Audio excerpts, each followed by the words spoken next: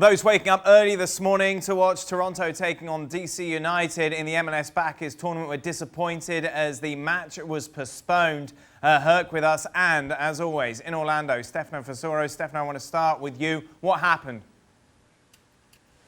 Well, basically, we arrived there and we were ready to broadcast the game, and about an hour before the game began, we started hearing the rumors that the game might have been postponed. Then, of course, came the confirmation from Deputy Commissioner Mark Abbott, who said that there was one player who tested positive on DC United and one inconclusive test with Toronto FC. And the reason that they postponed the game is because they weren't able to get all the additional testing done required by their protocol to clear both teams and allow them to be on the field playing against each other.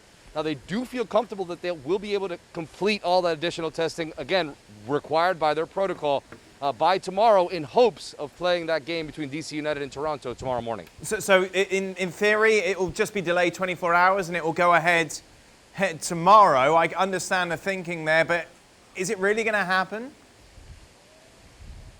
It's all about getting the testing done on time, to getting that additional testing ready to go in sufficient enough time to get both teams there and cleared before they're able to step on the field. Herc, I know you've been talking to a lot of players. How are they feeling about this? Uneasy, and understandably so. From my understanding, it's going to take a lot more than that 12 to 24-hour period to get the testing results back because of the amount of positive cases in Florida.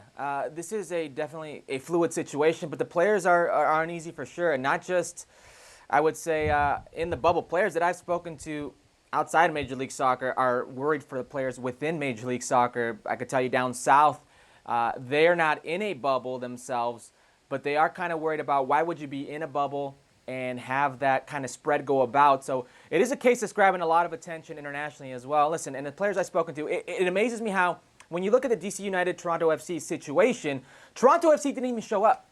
DC United was already prepared to go out and warm up. I believe some of them were already in their warm-up phase. How is this possible? How is it that the lack of communication from above transmitted to the players once they get there, it isn't as fluid as one might think, that they actually think they're going to play, and one team knows they're not going to play? Somewhere along the lines, there's a lack of communication. There is a fault in this system, in this process, and it just doesn't go with this DC United Toronto game. We look at the case with Sporting Kansas City. Sporting Kansas City had a positive test, and now they're going to play against Minnesota United today. This is a team that trains together, they eat together, they share the same weight room in a contact sport, and yet only one player has been secluded, and the rest of the players with a virus that may lay dormant up to 5-7 days will now compete today versus another team. Of course, when you see this, it's understandably so that the players feel uneasy. Stefano, how are MLS? This is becoming an almost worst-case scenario for them.